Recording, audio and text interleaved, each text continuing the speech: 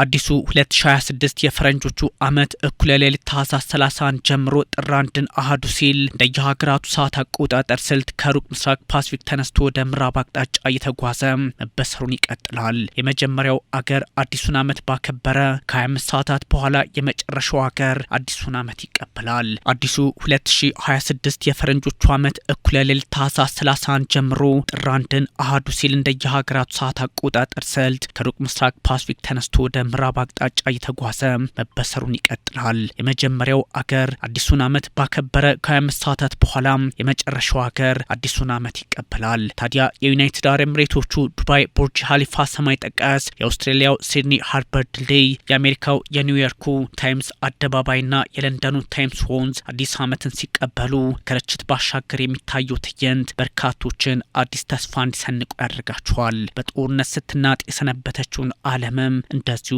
ተስፋ ይሰጣታል። አዲሱ ዘመን ከፓሲፊክ ደሴቷ ኪሪባቲ በተለየም በክሪቲማቲ ወይንም ክሪስማስ ደሴት ይጀምራል። የመጀመሪያው ዕለት በዓለም ላይ ሆኖ ይመዘገባል። በፈረንጆቹ አቆጣጠር እንደማለት ነው። የመጨረሻውን አዲስ ዓመት የሚያገኙት ደግሞ የአሜሪካዎቹ የሰው ልጅ የማይኖርባቸው ቤከርና ሃውላንድ ደሴቶች ናቸው። የመጨረሻ አዲስ ዓመትን ከ25 ሰዓታት በኋላ የምትቀበለው የአሜሪካዋ ሳሞአ እንደሆነችም ይታወቃል። የሰው ልጅ ፈጽሞ ኖሮባት አያውቅም። በዓለም ዙሪያ አገራት አዲስ ዓመትን የሚቀበሉት በምድር የሰዓት አቆጣጠር ስልትና በዓለም አቀፉ ዕለት ዴትላይን ወይም በደቡብና በሰሜን ዋልታዎች መሃል በሚዘረጋው መስመር አንዱን ቀን ከቀጣዩ ቀን በሚለየው የመቁጠሪያ ስርዓት ላይ ተመስርተው ነው። የእያንዳንዱን ሀገር ድንበር እያቋረጠ የመጨረሻው አዲስ ዓመት ምድረ በዳው ላይ ሲደርስ ከ25 ሰዓታት በኋላ የሚሆነውም ለዚህ ነው። በምድር ዙረትና በሰዓት አቆጣጠር ልዩነት መሰረት ኪሪባቲዎች፣ ቶንጋና ሳማኦ የመጀመሪያዎቹ አዲስ ዓመት አብሳሪ ሆነው ሲቀጥሉ የአሜሪካዎቹ ደግሞ ወደ መጨረሻው የሚሆኑት በዚህ ስርዓት መሰረት እንደሆነ ባለሙያዎች ያስቀምጣሉ። ከዓለም አቀፍ ሁለት መለያ አይዲል በዩቲሲ ፕላስ 14 የ24 ሰዓታት ሰዓት አቆጣጠር ውስጥ በምዕራብ በኩል የሚጀምረው አዲስ ንጋት ተፈጥሮንና የሰው ልጅ ታሳቢ የሚያደርጋቸውን ጉዳዮች ግምት ውስጥ እያስገባ በደማቁ ይከበራል። ከኪሪባቲ ቀጥሎ ወዲያውኑ በሰዓት አቆጣጠራቸው መሰረት አዲሱን ዓመት የሚቀበሉት ሳማኦና ቶንጋ ናቸው። 2026ንም እንደዚሁ አድርገዋል። ታዲያ በሰዓት ልዩነት ውስጥ አስደናቂውን የሰዓት አቆጣጠርና የሀገራትን አዲስ ዓመት ባህል ለመከታተል በመጓዝ የሚታወቁ ሰዎች ሳማኦና የአሜሪካዋ ሳማኦ በጂኦግራፊ መቀራረባቸውን ተጠቅመው ሁለት አዲስ ዓመትን በ25 ሰዓታት ውስጥ ያከብራሉ። የአሜሪካዋ ሳማኦና ነጻ ሀገሯ ሳማኦ ከ40 እስከ 120 ኪሎ ሜትር ርቀት ላይ የሚለዩ በአንድ ደቡባዊ ፓሲፊክ የሚገኙ ቢሆኑም በተቃራኒው የሰዓት መቁጠሪያ ስልት ውስጥ በመሆናቸው አንድ ቦታ ላይ ቢሆኑም የሰዓት ልዩነታቸው 24 ሰዓታት ነው። ለዚህም ነው ዜጎች 40 ኪሎ ሜትርን ተጉዘው ሁለት አዲስ ዓመትን የሚያከብሩት። ታዲያ ከፓሲፊክ ደሴቷ ኪሪባቲ የመጀመሪያው 2026 ሳማኦ፣ ቶንጋና ኒውዚላንድ እያለ ድፍን አንድ ቀን ሲጓዝ ቀድመው 2025ን የተሰናበቱ ሲሆኑ የመጨረሻ ዓመት ተሰናባች ደግሞ አላስካና ሃዋይ ይሆናሉ። ይህ ሁሉ የሰዓት አቆጣጠር ስርዓትና ባህል ባለበት በስጋትና በተስፋ አዲሱ ዓመት ማለትም የፈረንጆች 2026 በደማቁ ተቀብለውታል።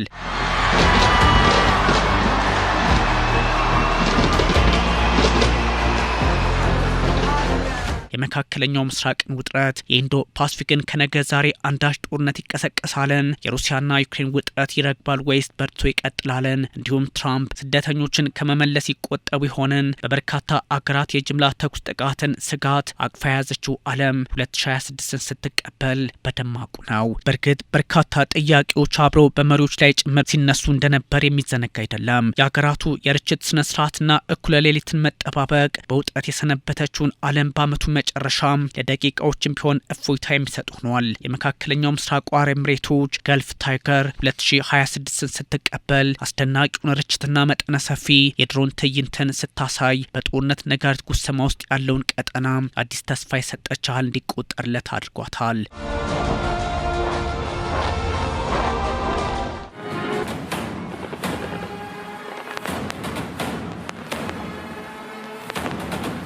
እሷ እሷን ብትሆን ከሳውዲ በደቡብ የመንና በአቡ ሙሳም ከኢራን ጋር ውጥረት ሆና እያከበረችው ይገኛል። አቡዳቢ ምሽቱ ደምቆላታል። ለ62 ደቂቃ ያህል በርችት ደምቃለች። በተለያዩ ፈጠራዎች የታጀበው የኤሚሬቶቹ አዲስ ዓመት አቀባበል በመላ አገሪቱ በተለያዩ ቦታዎች ሲደረግ ከርችቱ ባሻገር በታሪክ ግዙፉ የሰው አልባ አውሮፕላን ድሮን ትዕይንትም ተደርጓል። ለ20 ደቂቃ ያህል ከ6500 በላይ ድሮኖች ትዕይንታቸውን አሳይተዋል። በ48 የተለያዩ ቦታዎች የነበሩት ርችቶች አስደናቂ ከመሆናቸውን ባሻገር በቡርጅ ሀሊፋ፣ ቡርጅ አልአረብ፣ አትላንት ደፓልም ከግንባር ቀደሞቹ ናቸው።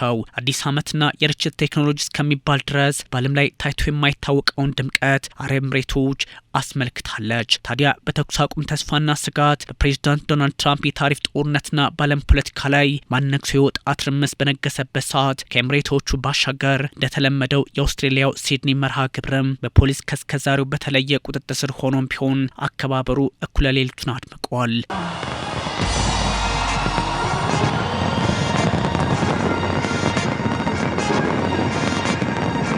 በዝነኛው የሲድኒው ሃርበር ድልድይ በቅዱ መሰረት ዋዜማው ሲደረግ ርችቱ ቢደምቅም በዚሁ ወር በአይሁዶች ሃኑካ ክብረ በዓል ላይ በተሰነዘረው የጅምላ ተኩስ ምክንያት ስጋት ያለበት ፖሊስ ህግጋቱን ጠበቅ አድርጎባቸዋል። በቦንዳይ ዳርቻ እዛው ሲድኒ ውስጥ የተፈጠረ በመሆኑ ፖሊስ ጥንቃቄን መርጧል። ያም ሆኖ ግን ሲድኒ ሃርበር ድልድይ እንደወትሮው አዲሱን 2026 አድምቆ ተቀብሎታል። አውስትሬሊያ 2026ን ስትቀበል ለየት ያለ ርችት በሲድኒ ኦፔራ ሃውስ ላይ ተመልክቷል።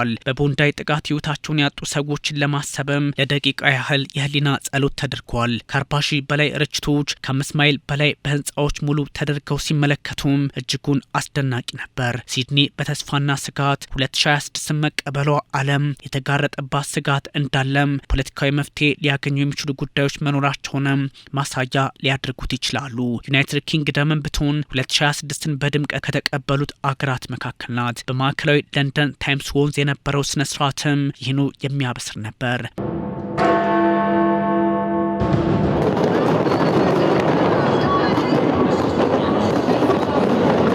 ምንም እንኳን ዜጎች በቀዝቃዛው አየር ምክንያት ማስጠንቀቂያ ቢደርሳቸውን በርካቶች የተለመደ አቀባበላቸውን አድርገዋል። በለንደን በቴምስ ወንዝ 100 ሺዎች ርችቱን ተከታትለውታል። ሚሊዮኖች በመላ ዩናይትድ ኪንግደም አዲሱን ዓመት ተቀብለዋል፣ በርችትም አድምቀውታል። ከ12000 በላይ ርችቶች በአስደናቂ ሁኔታ ጥቅም ላይ እንደዋሉም ተነግሯል። ኤደንብራ ካስትል ለ6 ደቂቃ ያህል በዚሁ ልክ ደምቋል። በአየር ሁኔታው ለውጥ ያልተበገረው የዋዜማው አድማቂ ህዝብም በቴምስ ወንዝ ዙሪያ ተገኝቷል። የሀክመኔ ጎዳና ላይ ፓርቲም አድርጓል።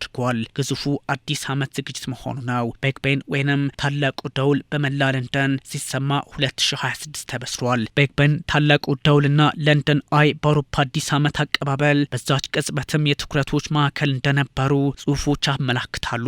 የአሜሪካው ኒውዮርክ ታይምስ ስኩዌር የዋዜማ አከባበርም በዓለም ላይ ደማቅ ከሚባሉት ውስጥ ይገኝበታል። ሚሊዮኖች ቢችሉ በኒውዮርክ ከተማ መገኘትን ይፈልጋሉ። ባይችሉ ቢሊዮኖች በቴሌቪዥን መስኮታቸው የኒውዮርኩን ትዕይንት ይመለከቱታል።